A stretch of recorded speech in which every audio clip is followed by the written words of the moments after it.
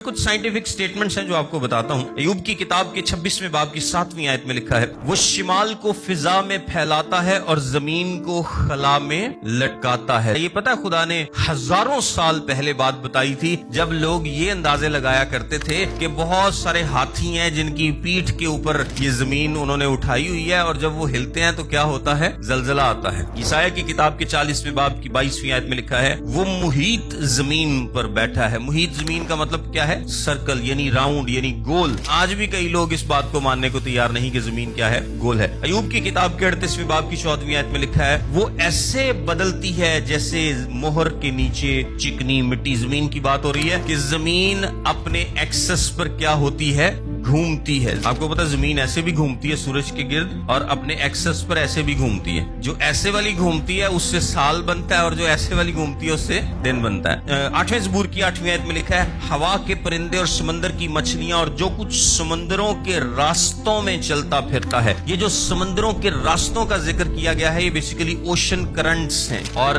खुदा के कलाम में इतना पहले बता दिया गया कि समंदर में क्या होते हैं, ओशन करंट्स होते हैं। फिर अय्यूब की किताब के 36वें बाब की 27वीं और 28वीं आयत और वाइज की किताब के पहले बाब की 7वीं आयत में हाइड्रोलॉजिकल साइकिल के बारे में बताया गया है कि किस तरह से जो पानी है ये बुखारात बनता है, बादल बनते हैं और बादल से बारिश होती है और वही बारिश फिर नदियों में जाती है और वो समंदर में और वहां से फिर बुखारात बनकर दोबारा सी सर्कल चलता रहता है। सो ये भी कलाम में वाज़ेह तौर पर लिखा है। फिर अय्यूब की किताब के 28वें बाब की 25वीं आयत में लिखा है, ताकि वो हवा का वजन ठहराए। रिसेंट हिस्ट्री में लोगों को पता चला है कि हवा का भी क्या होता है, वजन होता है, लेकिन हजारों साल पहले उनको नहीं था पता कि हवा का क्या होता है, वजन होता है। सो यिर्मयाह की किताब के 33वें बाब की 22वीं आयत में लिखा है, अजरामे फल्क बेशुमार हैं, यानी उनकी गिनती नहीं की जा सकती, इतने ज्यादा है। अजरामे फल्क मतलब सितारे और सियारे। बार की किताब के 17वें बाब की 11वीं आयत में लिखा है, जिस्म की जान खून में है। और आज